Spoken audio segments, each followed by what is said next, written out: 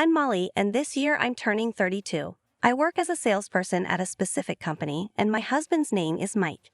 Interestingly, Mike and I were high school classmates, and this year marks our 10th wedding anniversary. We began dating in high school and maintained our long-distance relationship through college. However, our love for each other remained unwavering, leading us to marry right after graduating. Despite our extended courtship, our love for each other remains as strong as ever. Shortly after we tied the knot, our eldest daughter, Kate, was born, and she's turning 9 this year. Currently, I'm pregnant with our second child, and I'm looking forward to giving birth after this extended gap. Unlike my first pregnancy with Kate, I've noticed significant changes in my health this time around. Juggling work and pregnancy has been challenging. I've been experiencing nausea and unusual fatigue, which are new for me. Perhaps it's due to my age, making it harder to bounce back from exhaustion, or maybe it's the stress from work and taking care of our child. After considering various possibilities, an over-the-counter pregnancy test confirmed my pregnancy. With Kate, I didn't experience any noticeable health changes during pregnancy, but this time the morning sickness has been intense. Balancing work as a salesperson with these symptoms became increasingly difficult, so I decided to take some time off after discussing it with my boss. When I spoke to my husband about it, he was taken aback by the severity of my morning sickness compared to Kate's pregnancy. He commented, "This time your morning sickness is really bad, huh? Well, it's best if you take a break from work for a while." I agreed, as I was not feeling well at all, and I wanted to focus on my health and the babies. I hoped that taking some time off would help, but unfortunately, the morning sickness persisted and seemed to worsen every day. The symptoms were so severe that I couldn't manage household chores and spent most of my time in bed. Even simple tasks like doing laundry became impossible due to the scent of detergent making me nauseous. Initially, Mike was concerned, but as time passed, he appeared to grow frustrated with my condition. He might have been thinking that since I wasn't working, I should at least handle the household chores. I felt ashamed and sorry for Mike, who was busy with work. Since then, Mike's behavior has changed drastically. We used to share a morning hug before he left for work, but now he leaves silently. Mike has been overwhelmed with work, often coming home late due to overtime. He handles tasks like document preparation, data entry, and phone calls at his job. Although he used to reduce his overtime to spend time with Kate, lately he hasn't been helping much with household chores, and his overtime has become consistent. I understand that my leave and the reduction in income have pushed Mike to work harder for our family. Perhaps he expects me to handle all the household chores. However, with my severe morning sickness, I can't meet his expectations right now. One night, I mustered up the courage to ask for his help, saying, "You've been working so hard lately, especially since I've taken leave. I'm sorry.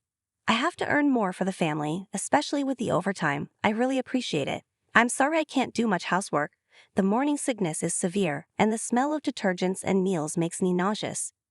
Mike, however, didn't respond positively to my request. He seemed displeased and said, "Don't we have our own rules? I'm working hard, even with overtime, to support the family, so Molly, please take care of the house. You can't neglect household chores just because of your morning sickness." Mike suddenly raised his voice, and I pleaded with him to lower it, fearing that Kate might wake up. He continued, "You're being too easy on yourself, Molly. I'm also having a tough time working overtime nonstop. Even if your morning sickness is bad, please take care of the chores." I conceded, saying, "Okay, I understand. I was being too easy on myself." It was unusual for my usually calm husband to display such intense anger, and I suspected he had other concerns. The next morning, I noticed Mike had left for work earlier than usual, perhaps to avoid me after our argument. I felt hurt by his rejection. Kate, who had overheard our conversation the previous night, came down to the living room and said, "Mom, I heard the conversation between you and Dad last night." I admitted, "Oh, you did?" Kate seemed shocked by her father's behavior and comforted me. She even offered to help with the chores, apologizing for not doing so earlier. From that morning, Kate began assisting with household tasks, and her kind-heartedness made me proud. Despite this, my relationship with Mike remained strained, and he started coming home late with little interaction between us. As the birth of our second child approached, I felt anxious about our deteriorating relationship. However, Kate shared unexpected news one evening, saying, "Mom, something's wrong." On the way home from school, I saw Dad and Abby's mom kissing. I woke up to some commotion and asked, "What's with the suitcase? Are you going on a trip?" My husband replied, "I have a company trip for a week starting today. I thought I told you. Just wait and I'll buy you a nice souvenir." I responded, "Did you? Maybe I just forgot. My bad." Seemingly having heard the commotion, our daughter Kate woke up too. She appeared curious and with a slightly dazed expression asked her father, "Dad, what's happening? Are you leaving?" He explained, "I'm going on a company trip. I'll bring back a souvenir, so let's look forward to it." "Got it? Can't wait for the souvenir. Take care." With smiles, my husband left the house with a wry smile. After he left, Kate and I looked at each other and burst into laughter. We couldn't help but notice that my husband's voice had shaken when he lied, making it evident that he was not being entirely truthful. We had a good laugh and began discussing our next steps. I started by saying, "Okay, I'm about to discuss something important. Listen carefully. I'm thinking of getting a divorce. I believe it's crucial for both of us, so I'd like to hear your thoughts." Kate, who was only 9 years old, responded, "I think it's better for you to get a divorce. I'm embarrassed and don't like having a father who cheats on Mom. I'm sure Abby would feel the same." I asked, "Did something happen with Abby too?" Throughout our discussion, Kate seemed concerned about Abby's situation. She explained, "Abby's mom used to just relax at home and never did anything, but she suddenly disappeared, so Abby was really upset. Just as Dad betrayed our trust, it seems that Abby's mother also betrayed her daughter's trust." Upon hearing this, I felt strongly that there should be no compromise when it came to taking action against them. "Abby seems to be going through a lot too," I said. "We need to hold both of them accountable." With newfound determination, I took action. First, I canceled our credit cards to prevent my husband from spending money. Then, I decided to transfer half of our joint account savings to my personal account to ensure a fair division. To avoid disputes over property during the divorce, I secured my assets early on. Kate and I started packing our belongings. I had already explained the situation to my parents, so we decided to move back to their home. Kate reassured me by confirming that she was ready for this change. We completed the move to my parents' house with high spirits, leaving behind a house filled with memories of our time with my husband and starting a new chapter in our lives.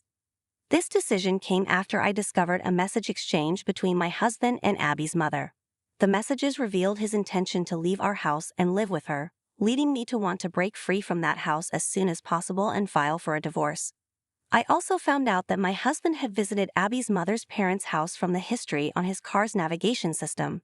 I packed his belongings and sent them to that address, effectively ending our shared residence. Having emptied the house, I felt a weight lift from my heart, and I felt refreshed and ready to move forward.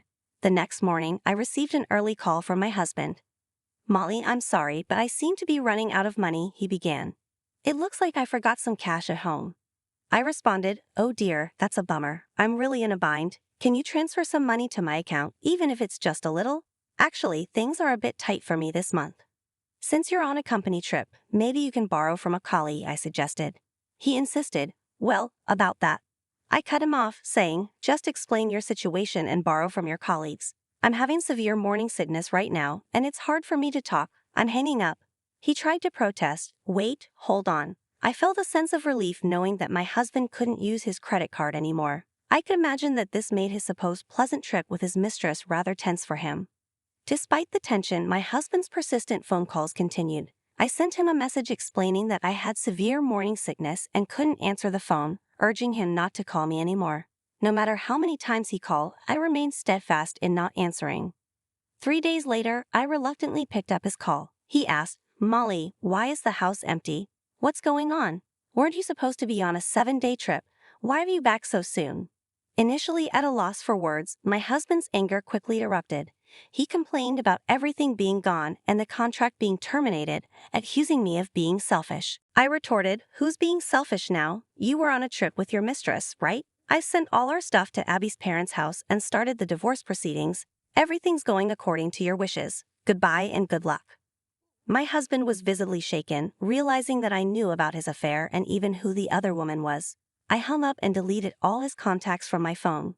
With nowhere else to go, my husband seemed to have sought refuge at Abby's parents' house. There, Abby's mother knelt with her head down, while her parents, husband, and Abby all looked furious.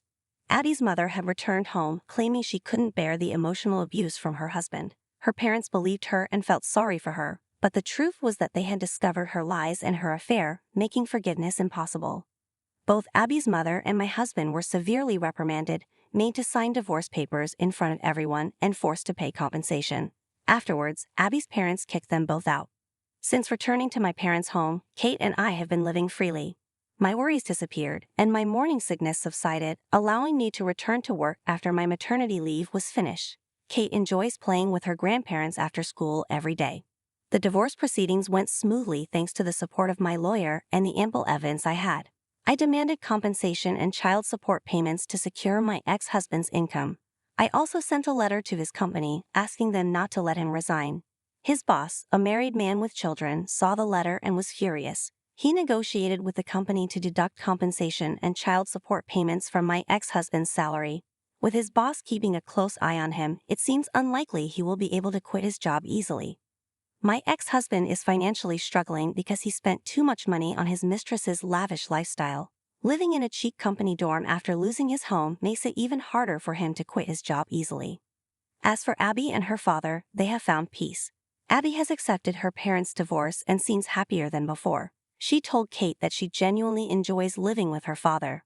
Knowing that Abby is living a happy life brought genuine relief to my heart. Soon after, I gave birth to a lovely baby boy. The fact that my ex-husband can't hold my beloved son in his arms shows the consequences of his actions. When Kate saw her adorable brother, she cheered with delight. I looked at both my beloved daughter and son's faces and vowed in my heart to raise them well.